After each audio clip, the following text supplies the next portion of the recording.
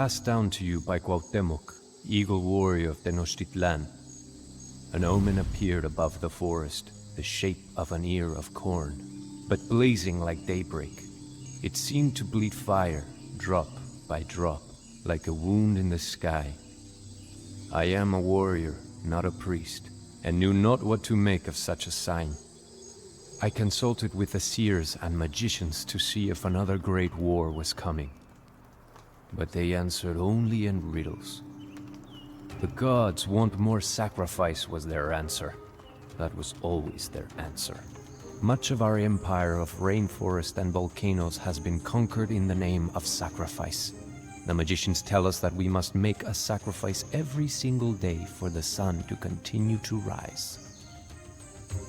It took the relay teams 2 full days to carry my message the 200 miles to our city of Tenochtitlan. After 2 more days, my uncle Montezuma, emperor of the Aztecs, sent his reply. Montezuma's priest foretold that the god Quetzalcoatl might soon return from his long exile. How else to explain the omen? Montezuma ordered my warriors to increase their efforts to consolidate the rainforest between our land and those of our enemies. We must establish control over 4 shrines that are sacred to Quetzalcoatl, the feathered serpent. Because the Aztec Empire is mighty and constantly expands, we have made many enemies. We must defend these shrines from our enemies in order to prepare for Quetzalcoatl's eventual return.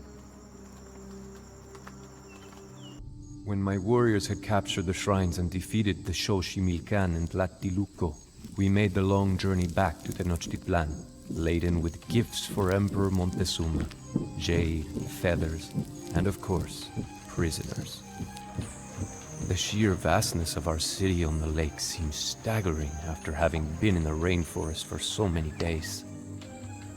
Emperor Montezuma lives in the most sumptuous rooms of the palace with his wives and concubines.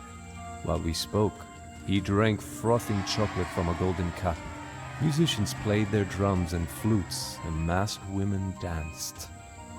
When my uncle Montezuma first ascended the Great Pyramid many years ago to become emperor, there was a great celebration. Yet now, some question his leadership. He sometimes makes decisions slowly, and rarely does he lead the warriors into combat. Montezuma's priest informed us that Quetzalcoatl, the feathered serpent, would soon return to Tenochtitlan to reclaim his kingdom. Since I had helped prepare for his coming, I was given a new obsidian macana and promoted to the rank of jaguar warrior. There was more feasting and dancing that night. The air was heavy with perfume. However, I noticed as I walked down the steps of the Emperor's palace that the omen still hung heavily over the lake, spraying sparks over the midnight sky. So says Cuauhtémoc, jaguar warrior of Tenochtitlan. Passed down to you by Cuauhtémoc, jaguar warrior of Tenochtitlan. The gods were still uneasy, for another omen appeared that same year. The temple of the demon Huitzilopochtli burst suddenly into flames, although it was made of stone. When the people hurried to pour water on the fire, it burned with even greater violence.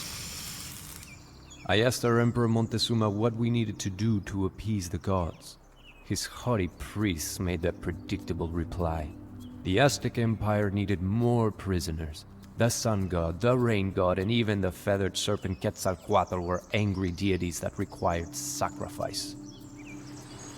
Our city-state of Tenochtitlan is allied with 2 others, together composing the Triple Alliance.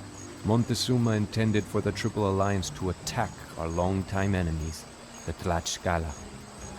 I sent the traditional shield, arrows, and cloaks to the Tlaxcala, declaring to them that they would soon be attacked. Then, we marched out into the forests, our jaguar and eagle banners ready to clash with the heron banners of the Tlaxcala. Birds in the rainforest canopy took to the sky, eager to be away from the violence that was to come. The first messengers to arrive in Tenochtitlan told of mountains or towers that floated on the sea. Each story told to Montezuma was more fantastic than the last. They could fire stone balls, shooting sparks and raining fire that could crack open weapons. Huge deer with no antlers carried these gods on their backs. Their swords were iron, their bows were iron, their shields were iron, and their clothes were iron. Surely this was the return of Quetzalcoatl. Montezuma heard these reports with growing alarm as he shifted nervously on the Ikpali, his legless throne. He ordered expensive gifts to be sent to the new arrivals, in the hopes that Quetzalcoatl would spare Montezuma when the feathered serpent came to Tenochtitlan. "He has come back," Montezuma whispered to me. "He seeks his place on the throne, for that is what he promised when he departed." I held my weapons tightly but said nothing. How could I challenge the word of our emperor? So says Cuauhtémoc, jaguar warrior of Tenochtitlan. Passed down to you by Cuauhtémoc, jaguar warrior of Tenochtitlan. Another omen. The lake around the great city of Tenochtitlan rose and boiled. It foamed until it washed against the houses of the city, sweeping many of them into the lake. I accompanied our dignitaries to meet with the new arrivals. We journeyed towards the coast, through the lands of our enemies, the Tlaxcala. When we emerged from the forest, the strangers welcomed us, although they kept their weapons nearby. I told them that we were Aztecs, representatives of the great Montezuma. Their leader said that his people were Spanish, and he named himself Cortés, although he seemed pleased when we referred to him as Quetzalcoatl. Although their armor and animals seem otherworldly, they did not seem like gods to me. We presented Cortés gifts of finest cotton and plumes of bird feathers, but he seemed more interested in the gold ornaments. He asked again and again if there was more gold to be found in Tenochtitlan. By now, Cortés had advanced all the way to the lands of the Tlaxcala. There was initial warfare made between Tlaxcala and the Spanish. However, when Cortés heard stories about the size of Tenochtitlan and the number of our brave Aztec warriors, he suggested that the Spanish and the Tlaxcala join forces and attack the Aztecs. Although the Aztec warriors fought well that day, my men were frightened by the beasts that the Spanish rode into combat, and by the noise of their exploding weapons.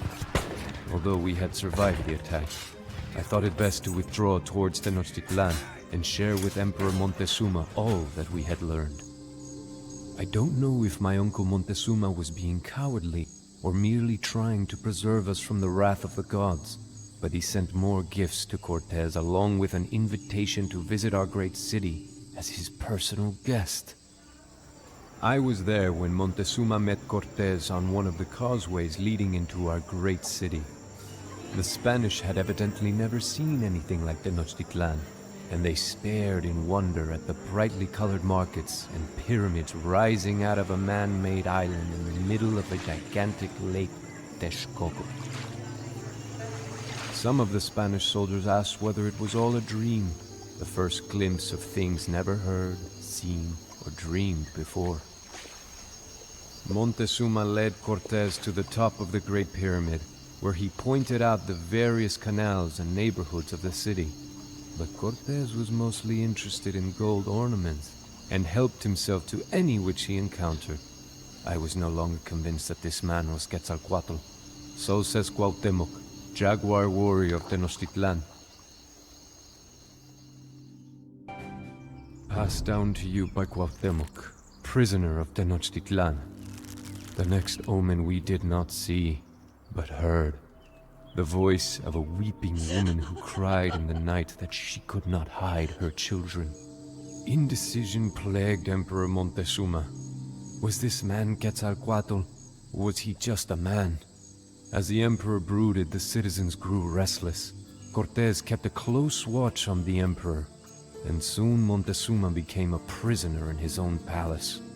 Thus did the Spanish take Tenochtitlan without a siege. The Spanish collected all of the gold they could find. They were not interested in our art or ornaments, but merely melted down the gold for the return to Spain. They also outlawed any further sacrifice to the gods. When the priests protested, they were killed. The citizens and warriors of Tenochtitlan were enraged. We knew, even if our emperor did not, that these men were not gods. Riots broke out in the marketplace and at the palace. When Montezuma himself appeared on the walls urging the Aztecs to be at peace, the people threw stones at him. It was time to remove these so-called gods from Tenochtitlan. The Spanish called it La Noche Triste, which meant the Night of Sorrows in their language. At first, the Spanish barricaded themselves in our homes and palaces, but we continuously attacked their quarters. With stones, slings, and arrows, we drove the Spanish and Tlaxcalans through the streets of Tenochtitlan and across the 3 bridges and over the walls into Lake Texcoco. Thousands died. Those Spanish that were not killed by macanas or javelins were drowned by the weight of the treasure they refused to leave behind. Tenochtitlan lay in ruin, but the city was ours again. Many brave Aztec warriors died that night as well, including noble Montezuma. The Spanish claimed that our own people had killed him with thrown stones. Thus, it was a night of sorrows for us as well. So says Cuauhtémoc, defender of Tenochtitlan. Passed down to you by Cuauhtémoc, Emperor of Tenochtitlan. The death of Montezuma only served to further inflame the fury of my people. I plan to lead the attack personally against the Spanish. That is as it should be, Cuauhtémoc, the priests told me, for you are now our emperor. I took my place on the Iqbali throne, and the headdress of the emperor was placed upon my head. A crown is never a comfortable thing to wear. Cortés had still not made it far from Tenochtitlan, for the Spanish were weighed down with our stolen gold. As they fled around the shores of the lake, my warriors pursued them in canoes. I sent additional warriors by land, for it was obvious now that Cortés was attempting to flee back to the safety of his allies in Tlaxcala. We caught up with the Spanish on the north side of Lake Texcoco. I hoped that the surviving Spanish on the edge of the lake could see as their captured comrades were dragged up the steps of the Great Pyramid. Perhaps they would then understand why we feared the wrath of the feathered serpent Quetzalcoatl. Perhaps they would know fear as well. With the fighting having subsided, there was much work to be done. Our city had suffered much from the Spanish occupation and the fighting in the streets. The priests set out to repair the temples, for the Spanish had cast down the idols that we had placed there. We began a celebration to give thanks to the gods, when a great plague struck Tenochtitlan. Many of our people became helpless and could only lie in their beds. Many others died. We did not know if the gods were still unhappy with us, or if this was some weapon unleashed by the Spanish. Regardless, if Cortés returned, he would find a much weakened city.